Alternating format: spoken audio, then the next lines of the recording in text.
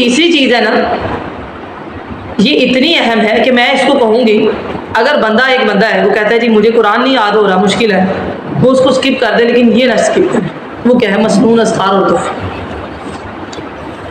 کیونکہ وہ زندگی کیسی گزار رہا ہے کہ نہ تو اس کی زندگی میں کوئی دعا ہے، نہ کوئی ذکر ہے، نہ اسے پتہ ہے اب کیا کرنا ہے، صبح اٹھاؤں تو کیا کرنا ہے، رات کو سونا ہے تو کیا کرنا ہے. تو وہ زندگی کیسی گزار رہا ہے؟ آپ چاہتے ہیں نا اللہ کی مدد ہمیں نصیب ہو جائے، تو پھر اس کے لیے نمبر 1 اخلاص، اللہ تیرے لیے کر رہے ہیں. پھر نماز، اور تیسری چیز وہ ہے دعائیں. دعائیں آنی چاہیے، ذکر اذکار اور دعائیں آنی چاہیے. ہم دعا صرف ایک چیز کو سمجھتے ہیں کہ اپنی مطلب کی چیز مانگنی ہے. اللہ کے بندو یہ بھی دعا ہے کہ ہر موقع پر جو نبی مکرم صلی اللہ علیہ وسلم نے دعا کی ہے وہ ہم نے کرنی ہے. یہ بھی دعا ہے. ہر وقت آپ کے ہاتھ میں کتاب تو نہیں ہوگی نا. اسی طرح نبی مکرم صلی اللہ علیہ وسلم نے فرمایا اللہ کے نزدیک دعا سے زیادہ عظمت والا کوئی عمل نہیں. بڑا بڑا عمل آپ لے لیں، اعمال لے لیں بڑے بڑے، لیکن دعا سے زیادہ کوئی عظیم عمل ہی نہیں ہے. اتنا عظمت والا عمل ہے. اب کتنی دعائیں ہیں. کبھی آپ کتاب کھولیں حدیث کی تو آپ کو سمجھ آتی ہے کوئی موقع رہا نہیں جس کی دعا نہیں ہے. پھر ہم کہاں بیٹھے ہوں؟ ہماری تو نماز ابھی تک سبحانک اللہم سے لے کر ربی جہلنی تک. یہ تو چھوٹے بچوں کو ہم یاد کرواتے ہیں کہ چلو اتنی سی ان کو آ جائے. ہم یہ بھول گئے ہیں کہ نماز تو لمبی ہے. نبی مکرم صلی اللہ علیہ وسلم نے کتنی ہی دعائیں پڑھی ہیں.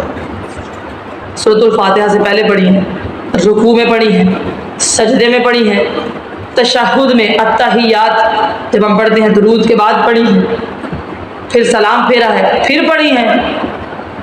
ایسے ہی ہے نا. تو اس لیے اپنی نمازوں کو لمبا کرنے کی کوشش کریں گے، اپنے اذکار کو پختہ کریں گے کہ صبح و شام کے اذکار قرآن مجید نے اس کا حکم دیا ہے. آپ صلی اللہ علیہ وسلم نے یہ کیے ہیں، ہمیں آنے چاہیے. فجر کے بعد کیا پڑھنا ہے، تہجد کے لیے اٹھے ہیں تو کیا پڑھنا ہے، عصر کے بعد کیا پڑھنا ہے، مسجد میں جا رہے ہیں راستے میں تب کیا پڑھنا ہے، پہنچ گئے تب کیا پڑھنا ہے، اندر داخل ہو رہے ہیں تب کیا پڑھنا ہے. دیکھیے نا، کپڑے پہنے اتارے کیا پڑھنا ہے. کسی نے نئے کپڑے پہنے، آپ نے دیکھا، آپ نے کیا پڑھنا ہے. ساری زندگی اس میں گزر گئی نبی مکرم صلی اللہ علیہ وسلم. اور ہمیں کوئی مشکل آ جائے اس کا وظیفہ نہیں آتا، بیمار کوئی ہو جائے اس کی عیادت کا نہیں پتہ، کسی کی وفات ہو جائے تعزیت کا نہیں پتہ، تو پتہ کیا ہے پھر؟ کچھ بھی نہیں. اس لیے بنیادی اتنے اذکار تو آتے ہوں کہ ہر موقع کی مناسبت سے آپ کو پتہ ہو میں نے کیا پڑھنا ہے، مجھے کیا آنا چاہیے. پھر اسی طرح ترمذی کی روایت ہے، نبی مکرم صلی اللہ علیہ وسلم نے فرمایا تقدیر کو دعا کے علاوہ کوئی چیز بدل نہیں سکتی. اتنی طاقت ہے اس میں تقدیر بدلنے کی. مومن کا یہ ہتھیار اور اسلحہ ہے کہ وہ تقدیر کو بدل سکتی ہے. اور جو لوگ دعائیں نہیں کرتے، جو اللہ سے نہ مانگے اللہ اس سے ناراض ہو جاتا ہے. بندوں سے آپ بار بار مانگیں گے وہ ناراض ہوں گے، روزی عادت ہے. اللہ کے در پہ آپ بار بار جائیں وہ راضی ہوتے ہیں. آپ نہیں جاتے کچھ عرصہ، دلوں کی سختی ہے، وہ ناراض ہو جاتا ہے.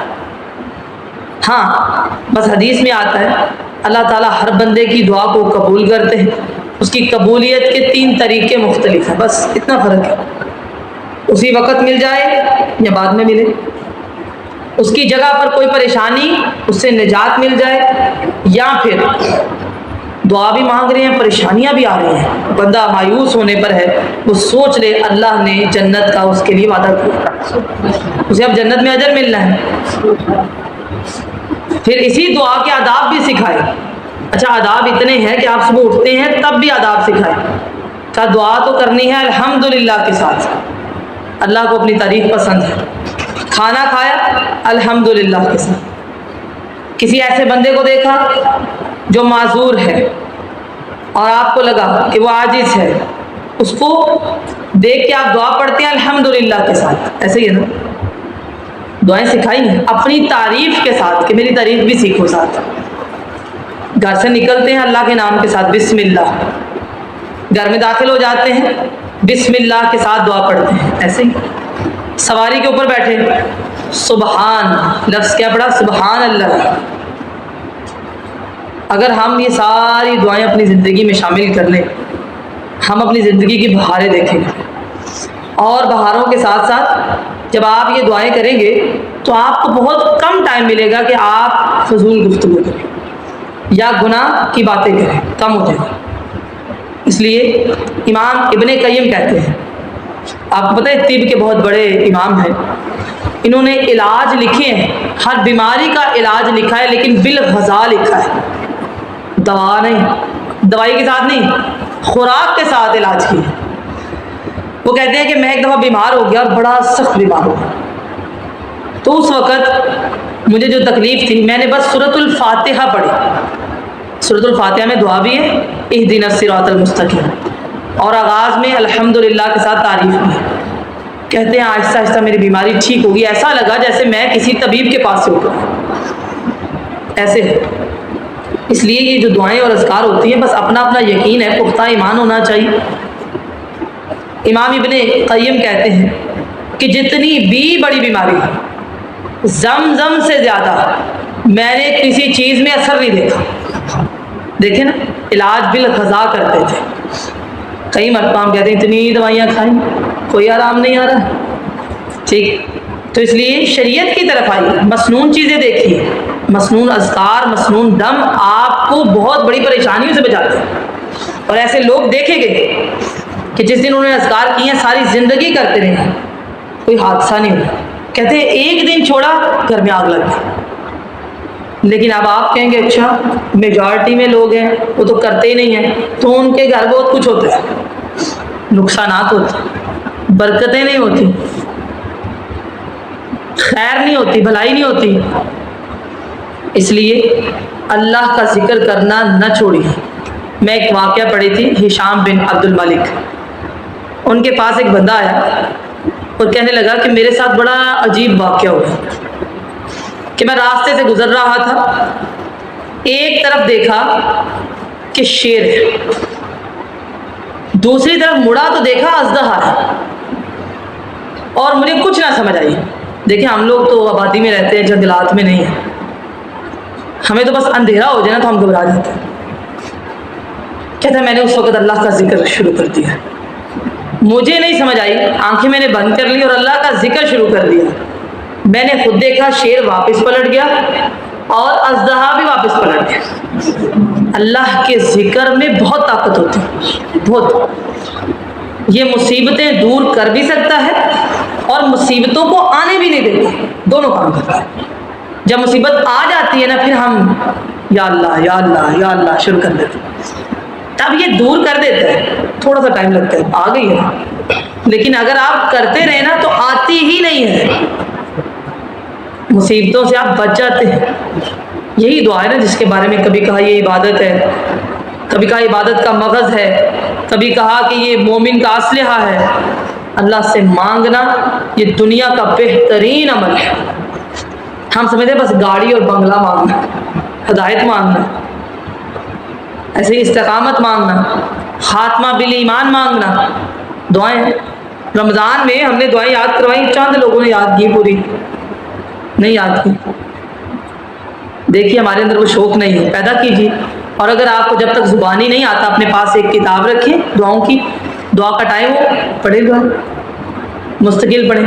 صبح و شام کے اذکار اگر آپ کو بھول جاتے ہیں، آپ ایک مہینہ روٹین کے ساتھ اوپر سے دیکھ کے پڑھیں، یقین مانیے آپ کو یاد ہو جائے گا۔ سیکھنے کے مراحل ہوتے ہیں، ٹھیک ہے؟ کچھ لوگ صرف پڑھنے سے سیکھ جاتے ہیں، پڑھ کے باقاعدہ تعلیم، ظاہری بات ہے وہ تو ایک بہت اچھی چیز ہے، لیکن وہ صرف اوپر سے دیکھ کے پڑھتے ہیں نا، آ جاتے ہیں۔ جیسے بچپن میں آپ ایک پارہ پڑھتے تھے کتنی دفعہ، آپ کو الف لام میم ذالک الکتاب لا ریب فیہ، یہ تو ازبر، ایسے ہی ہے نا، وہ آبادن والی تختی بھی یاد ہو جاتی ہے۔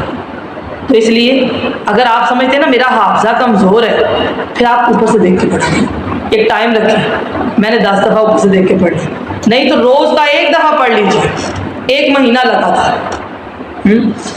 ڈاکٹر کے پاس جائے تو وہ کیا کہتے ہیں؟ ایک سیب، ایک دودھ کا گلاس روزانہ. آپ 2 کلو دودھ اکٹھا پی لیں گے تو آپ کا تو پیٹ خراب ہو جائے گا.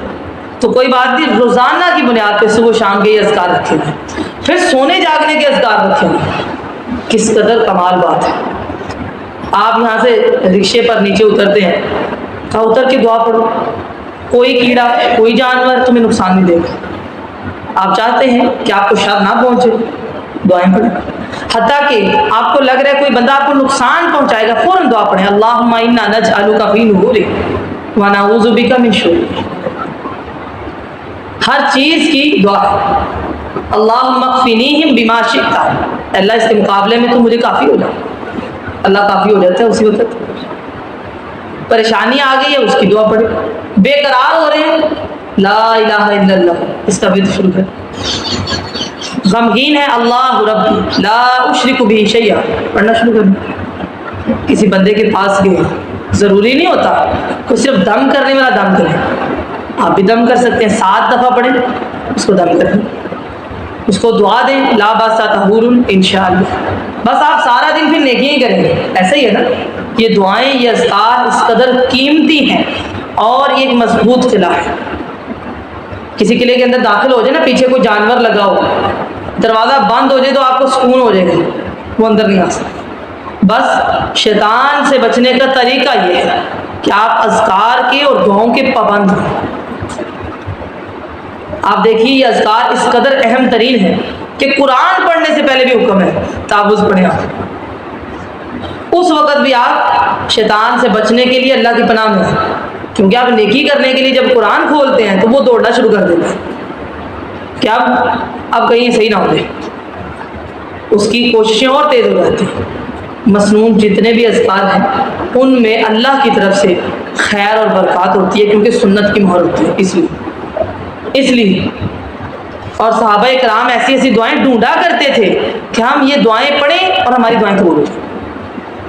جیسے اللہ تعالیٰ کا جو اسم اعظم ہے اس کے ساتھ کوئی بندہ دعا مانگتا ہے، اللہ تعالیٰ اس کی دعا کو قبول کرتے ہیں، بشرطے کہ حلال کھاتا ہو، جائز مانگے.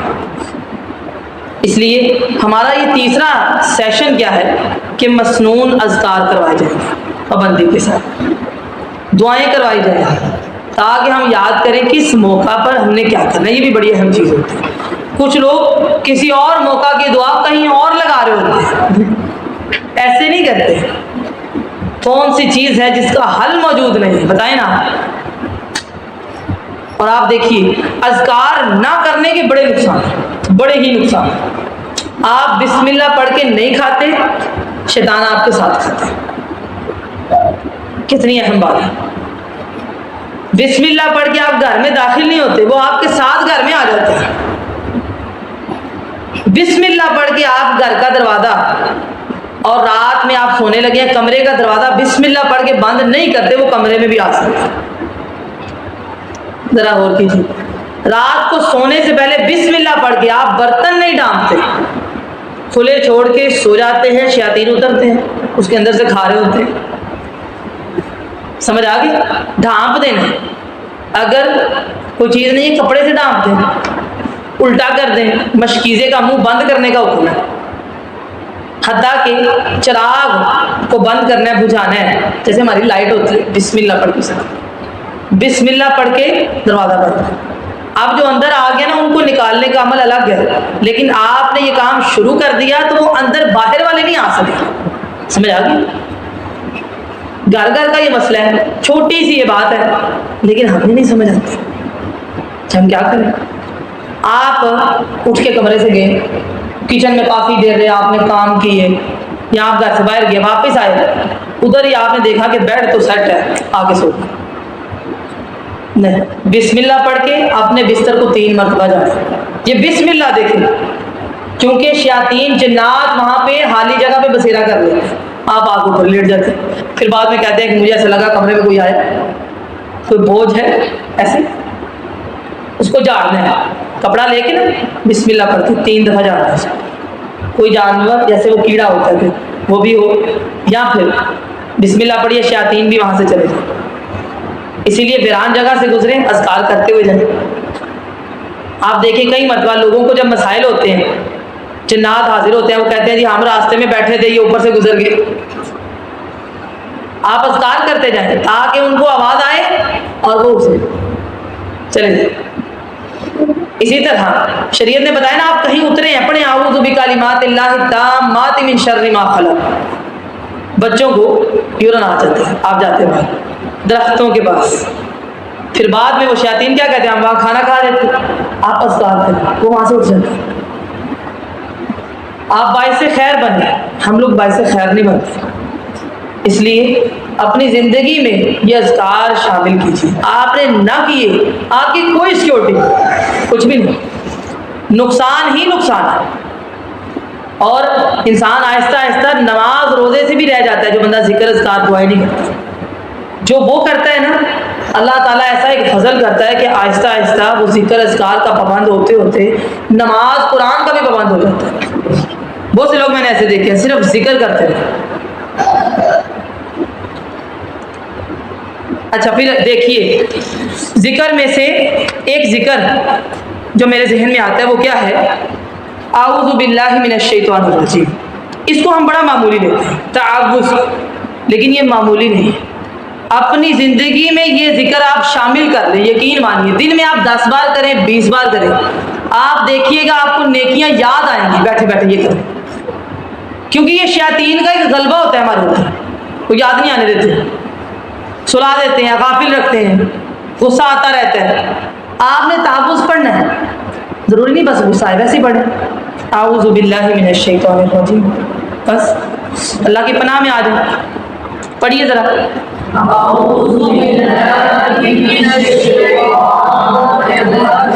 قرآن اتنا عظیم عمل ہے کہ قرآن پڑھنے سے پہلے بھی تعوذ پڑھنا ہے، اس لیے پڑھا کریں. ٹھیک ہے، بسم اللہ کو اختیار کریں. کوئی بھی کام جو اچھا ہے نا آپ شروع کریں بسم اللہ پڑھیں. کنگھی کرتے ہیں نا، بسم اللہ پڑھ لیں، بسم اللہ پڑھ کے کنگھی کریں. اسی طرح کوئی گر جائے بسم اللہ پڑھے کہ اللہ تعالیٰ کے نام کے ساتھ برکتیں ہوتی ہیں، خیر ہوتی ہے. سمجھ آ گئی؟ یہ چھوٹے چھوٹے ذکر ہیں. اچھا الحمدللہ، آپ صرف الحمدللہ شروع کر دیتے ہیں، تملا المیزان، میزان کو نیکیوں سے بھر دیتا ہے. صرف الحمدللہ. کھانے کے بعد آپ نے دعا پڑھی، آپ کے صغیرہ گناہ معاف. دیکھیں نا، اس بندے کے لیے پیکیجز ہی پیکیجز، حاصل تو کرے. دیکھیے تو صحیح، آپ نے سبحان اللہ پڑھا، سبحان اللہ و بحمدہ، زمین اور آسمان کے درمیان جتنی خلا ہے نا وہ نیکیوں سے بھر دی جاتی ہے. کتنی ہے دیکھیے، 100 دفعہ صبح، 100 دفعہ شام، پڑھنا نہیں بھولنا. چھوٹے چھوٹے کام ہیں. جب ہم چھوٹی نیکیاں چھوڑتے ہیں نا وہ آہستہ آہستہ بڑی بھی چھوڑ دیتے ہیں.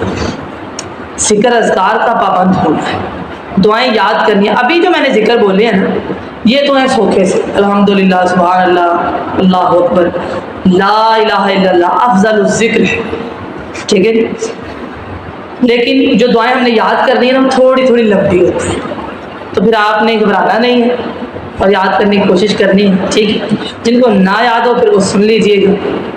ٹھیک ہے، باقی یہ ہے کہ جو بچیاں ہیں وہ تو یاد کریں، ذکر اذکار کے پابند ہو. یہ ہماری 3 چیزیں ہیں جو ہم نے پڑھانی ہے. ایک تجوید ہے جس کو ہم سٹیپ بائی سٹیپ قواعد کے ساتھ اور قاعدوں کے ساتھ لے کے چلیں گے. دوسرا حفظ ہے، اپنا اپنا قرآن لے لیجئے، اپنا اپنا مصحف ہونا چاہیے. رہی بات تجوید جو قاعدے ہیں وہ میں یہیں پہ منگوا دوں اور اکٹھے نہیں دوں گی، آہستہ آہستہ دوں گی. ٹھیک ہے، اور اذکار کی جو کتاب ہے وہ بھی میں ہی منگواؤں گی. ٹھیک، تاکہ ایسا نہ ہو نا کٹھی آ جائے سیم آئے، پھر وہاں سے یاد کریں. اور اللہ کا ذکر ایک بہترین طاقت ہے. ایک صحابی آئے نبی مکرم صلی اللہ علیہ وسلم کے پاس کہ اللہ کے رسول صلی اللہ علیہ وسلم کوئی آسان سا عمل بتائیے کہ میں وہ کرتا رہوں. کہا تیری زبان اللہ کے ذکر سے تر رہے. وہ صرف کھلا ذکر نہیں ہوتا، ہر موقع کی مناسبت کا ذکر بھی ہوتا ہے. ٹھیک ہے نا، گدھا جب ہینگتا ہے حکم ہے دعا پڑھو، مرغ جب باندھ دیتا ہے تب بھی حکم ہے دعا پڑھو. لیکن فرق والی دعائیں ہیں نا، ان کو جاننا ضروری، ہمیں کیا کرنا ہے اور کیا پڑھنا ہے. کا شیطان وسوسے ڈالے، دعا پڑھو. ہر چیز کا حل کیا ہے؟ دعا کرو اللہ سے. ذکر کرو اس کا. فاذکرونی اذکرکم، تم اسے یاد رکھو گے وہ تمہیں یاد رکھے گا، تو معاملات حل، مسائل آئیں گے نہیں، پریشانیاں نہیں آئیں گی. یہ مسنون اذکار اور مسنون دعائیں، ان کو یاد کروایا جائے گا.